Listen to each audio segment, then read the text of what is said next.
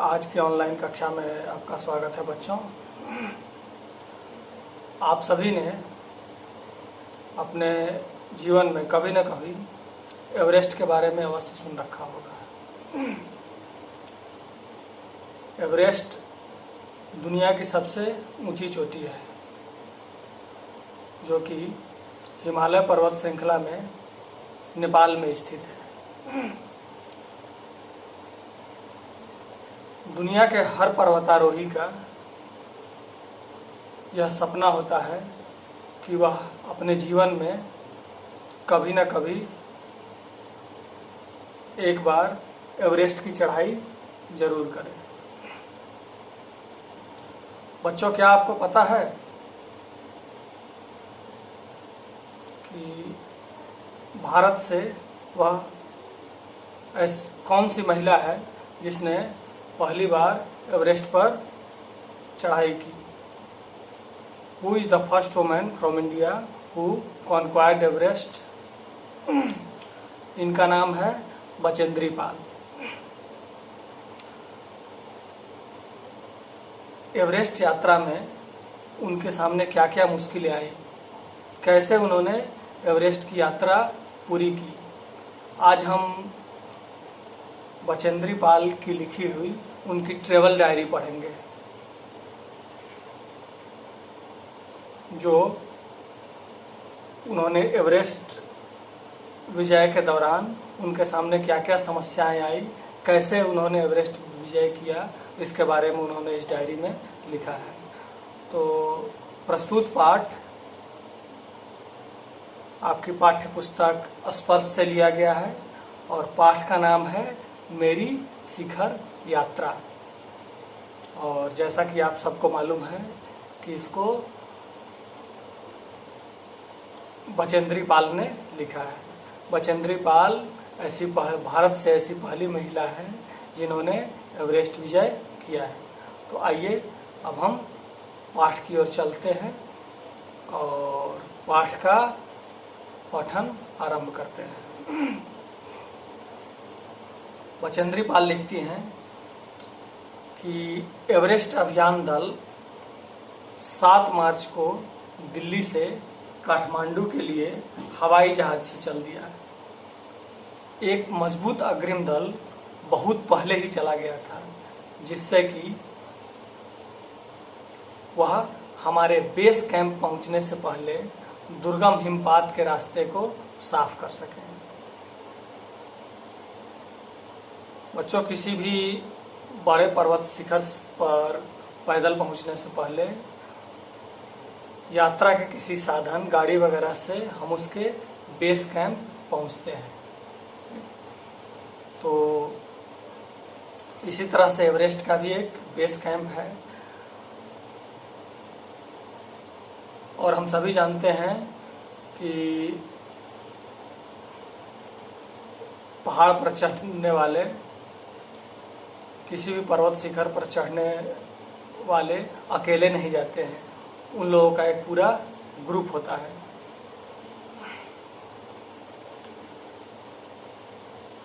तो हमारी जो लेखिका हैं बचेंद्री पाल, उनका ग्रुप 7 मार्च को दिल्ली से काठमांडू के लिए हवाई जहाज से यानी कि एरोप्लेन से चल दिया। इनसे पहले ही एक ग्रुप गया था। वह ग्रुप ऐसा था जो बेस कैंप पहुंचने से पहले होने वाले स्नोफॉल से रास्ते को क्लियर कर सके। अब आगे लिखती हैं बचेंद्री पाल आगे लिखती हैं कि नमचे बाजार शेरपा लैंड का एक सर्वाधिक महत्वपूर्ण नगरीय क्षेत्र है। अधिकांश शेरपा इसी स्थान तथा यहीं के आसपास के गांवों से होते हैं। यह नमचे बाजार ही था जहां से मैंने सर्वप्रथम एवरेस्ट को निहारा, जो नेपालियों में सागर माथा के नाम से प्रसिद्ध है। मुझे यह नाम अच्छा लगा। बच्चों, शेरपा के बारे में मालूम है आपको?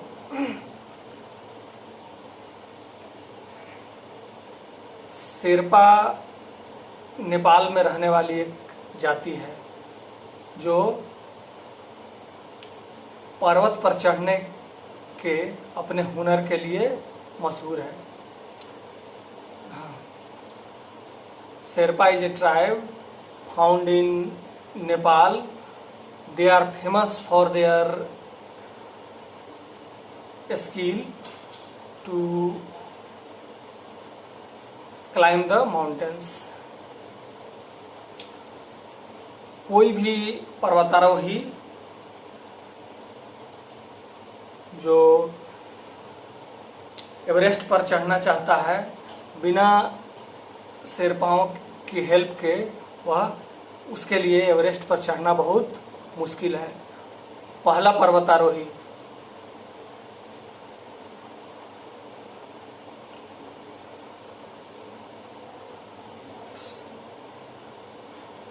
जिसने एवरेस्ट फतह किया, जो एवरेस्ट पर चढ़ा, न्यूजीलैंड के सर एडमंड हिलेरी।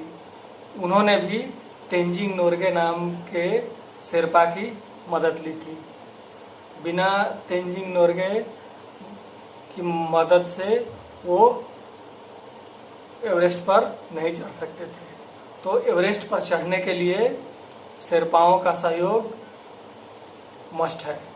बिना शेरपा के हेल्प के कोई भी पर्वतारोही एवरेस्ट पर नहीं चढ़ सकता, चाहे वह हेल्प डायरेक्ट हो या इनडायरेक्ट हो। नेपाल में एवरेस्ट को सागर माथा के नाम से जाना जाता है, और सागर माथा जो यह नाम है वह हमारी लेखिका बचेंद्री पाल को बहुत अच्छा लगा।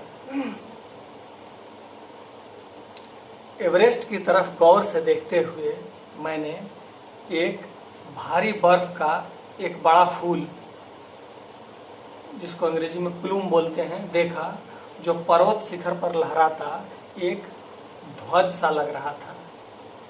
मुझे बताया गया कि यह दृश्य शिखर की ऊपरी सतह के आसपास 150 किलोमीटर अथवा इससे भी अधिक की गति से हवा चलने के कारण बनता था, क्योंकि तेज हवा से सूखा बर्फ पर्वत पर उड़ता रहता था।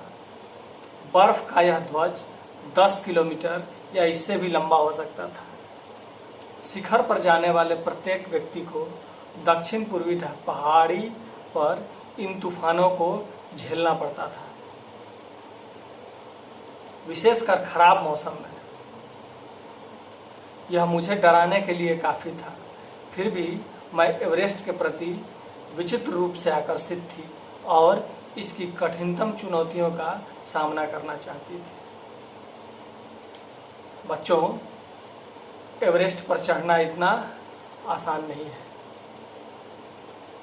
आज तक एवरेस्ट पर पहुंचने के क्रम में सैकड़ों लोग मारे जा चुके हैं, बहुत सारे लोग घायल हुए हैं और बीच रास्ते में अपनी यात्रा छोड़कर चले आए हैं। बचेंद्री पाल लिखती हैं कि एवरेस्ट शिखर के आसपास 150 किलोमीटर से भी अधिक, 150 kilometre per hour means 150 kilometre per hour से भी अधिक गति से हवा चलती है, और इससे वहाँ पर सूखी बर्फ उड़ती रहती है। एवरेस्ट पर जो भी जाता है उनको इन तूफानों को झेलना पड़ता है। इससे बहुत सारे लोग डर जाते हैं और डर कर एवरेस्ट की यात्रा करने से कतराते हैं। लेकिन हमारी लेखिका बचेंद्री पाल को इनसे डर नहीं है। वह एवरेस्ट के प्रति विचित्र रूप से आकर्षित थी और चाहती थी कि जो भी कठिनाइयाँ आए एवरेस्ट पहुंचने के क्रम में वो इनका सामना करें। अब हम आगे बढ़ते हैं।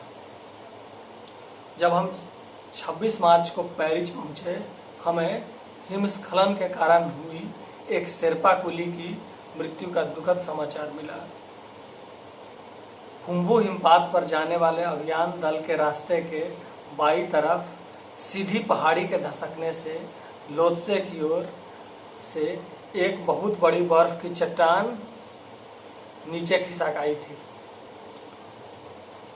16 शेरपा कुलियों के दल में से एक की मृत्यु हो गई और 4 घायल हो गए। बचेंद्री पाल ने जब एवरेस्ट पर चढ़ना शुरू भी नहीं किया था तो इनको पता चला कि इनसे आगे जो ग्रुप रास्ता साफ करने के लिए गया था उस ग्रुप में से 16 शेरपा कुलियों के ग्रुप में से एक व्यक्ति की मृत्यु हो गई थी। किस कारण से? तो लैंडस्लाइड से। स्नो स्लाइड, लैंडस्लाइड कहना इसको उचित नहीं होगा, स्नो स्लाइड,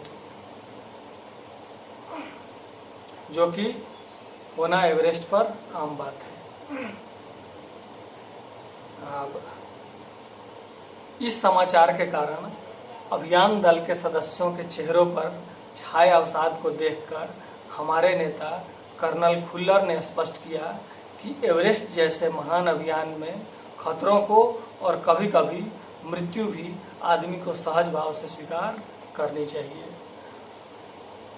तो इस समाचार को सुनकर, इस न्यूज को सुनकर बचेंद्री पाल के ग्रुप के बहुत सारे लोग डर गए। तो उनके ग्रुप के जो लीडर थे कर्नल खुल्लर, उन्होंने समझाया कि एवरेस्ट पर चढ़ने के क्रम में इस तरह की समस्याएं आना, इस तरह की प्रॉब्लम्स आना आम बात है और इसके लिए यह एक ऐसा अभियान है जिसमें इंसान को खतरों को सहज भाव से स्वीकार करना चाहिए। न केवल खतरों को बल्कि मृत्यु को भी बहुत इजीली लेना चाहिए। यदि कोई ऐसा नहीं कर पाता है तो वह एवरेस्ट पर चढ़ने में कभी भी सफल नहीं हो पाएगा। उपनेता प्रेमचंद, जो अग्रिम दल का नेतृत्व कर रहे थे, 26 मार्च को पेरिस लौट आए। उन्होंने हमारी पहली बड़ी बाधा खुम्बू हिमपात की स्थिति से हमें अवगत कराया। उन्होंने कहा कि उनके दल ने कैंप 1 6000 मीटर की ऊंचाई पर, जो हिमपात के ठीक ऊपर है, वहां तक का रास्ता साफ कर दिया है। उन्होंने यह भी बताया कि पुल बनाकर, रस्सियां बांधकर तथा झंडियों से रास्ता चिन्हित कर सभी बड़ी कठिनाइयों का जायजा ले लिया गया है। उन्होंने इस पर भी ध्यान दिलाया कि ग्लेशियर बर्फ की नदी है और बर्फ का गिरना अभी जारी है। हिमपात में अनियमित और अनिश्चित बदलाव के कारण अभी तक के किए गए सभी काम व्यर्थ हो सकते हैं और हमें रास्ता खोलने का काम दोबारा करना पड़ सकता है।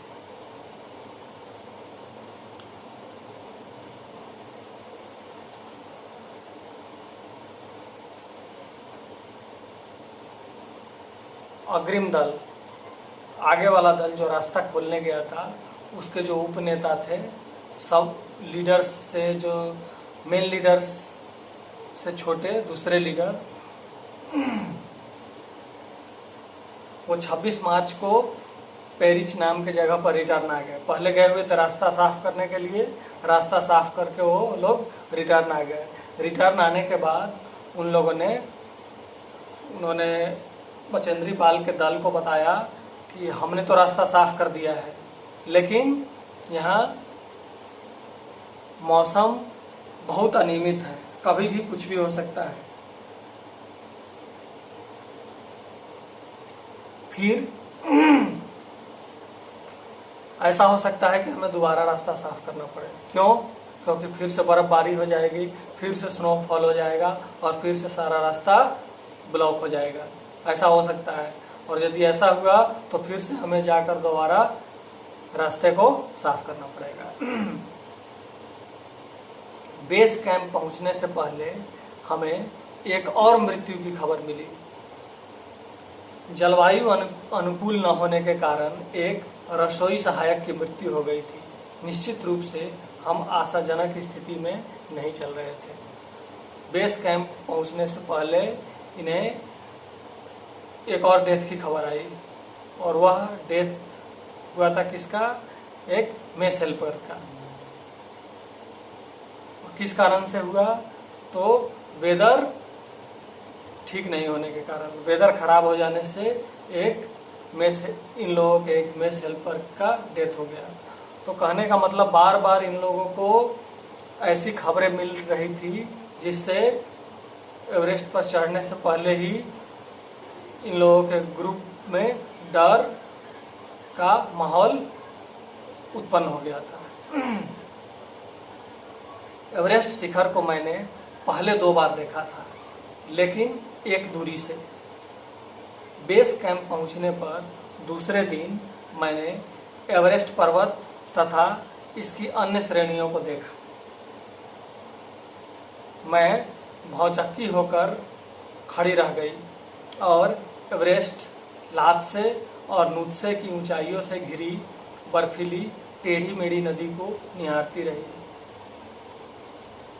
हिमपात अपने आप में एक तरह से बर्फ के खंडों का अव्यवस्थित ढंग से गिरना ही था। हमें बताया गया कि ग्लेशियर के बहने से अक्सर बर्फ में हलचल हो जाती थी, जिससे बड़ी बड़ी बर्फ की चट्टानें तत्काल गिर जाया करती थी और अन्य कारणों से भी अचानक प्रायः खतरनाक स्थिति धारण कर लेती थी। सीधे धरातल पर दरार पड़ने का विचार और इस दरार का गहरे चौड़े हिमविदर में बदल जाने का मात्र ख्याल ही बहुत डरावना था। इससे भी ज्यादा भयानक इस बात की जानकारी थी कि हमारे संपूर्ण प्रवास के दौरान हिमपात लगभग 1 दर्जन आरोहियों और कुलियों को प्रतिदिन छूता रहेगा।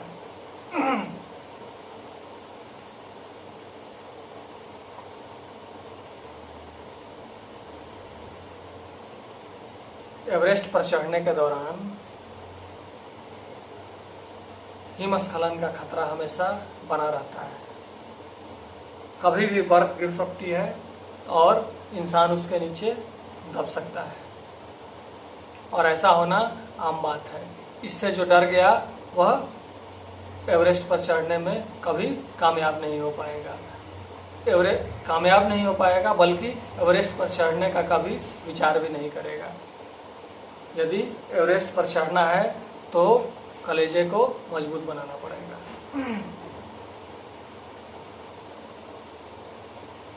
दूसरे दिन आने वाले अपने अधिकांश सामान को हम हिमपात के आधे रास्ते तक ले गए। डॉक्टर मीनू मेहता ने हमें एल्युमिनियम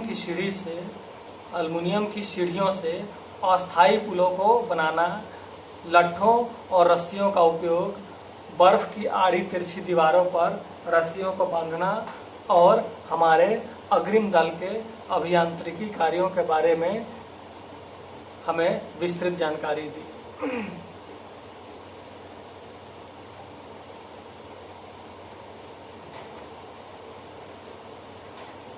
एवरेस्ट पर चढ़ने के क्रम में खाइयों को पार करने के लिए एल्युमिनियम की सीढ़ियों का सहारा लिया जाता है, और कभी कभी 2-3 सीढ़ियों को रस्सी से बांधकर एक साथ जोड़ना पड़ता है, और उनके सहारे हम बीच में आने वाली बड़ी बड़ी खाइयों को पार करते हैं। इसके लिए डॉक्टर मीनू मेहता नाम के पर्वतारोही ने हमारी जो बचेंद्री पाल की टीम है उनको इन सब के बारे में बताया। तीसरा दिन हिमपात से कैंप 1 तक सामान ढोकर चढ़ाई का अभ्यास करने के लिए निश्चित था। रीता गोम्बू तथा मैं साथ साथ चढ़ रहे थे। हमारे पास एक वॉकी टॉकी था जिससे हम अपने हर कदम की जानकारी बेस कैंप पर दे रहे थे। कर्नल खुल्लर उस समय खुश हुए जब हमने उन्हें अपने पहुंचने की सूचना दी, क्योंकि कैंप 1 पर पहुंचने वाली केवल हम 2 ही महिलाएं थीं।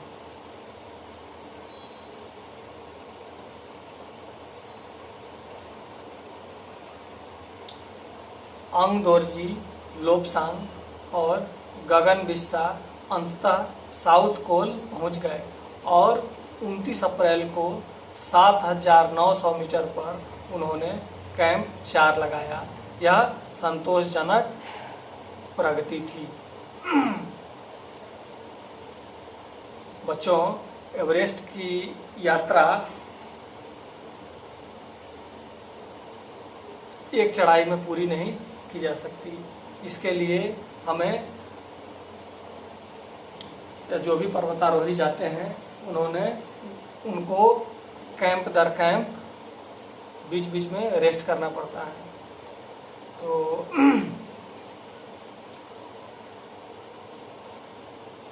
बचेंद्री पाल कहती हैं कि सबसे पहले कैंप 1 पर 2 महिलाएं पहुंची। एक तो वो खुद थी और दूसरी रीता गोम्बू।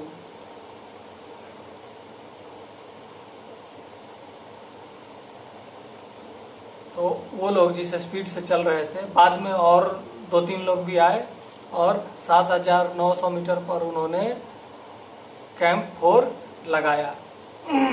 वो लोग जिस स्पीड से चल रहे थे, यह सेटिस्फैक्ट्री प्रोग्रेस था, ऐसा हमारी लेखिका बचेंद्री पाल ने बताया है। आगे की यात्रा का वर्णन आज तक के लिए इतना ही। आगे की यात्रा का वर्णन हम अगले दिन करेंगे। धन्यवाद।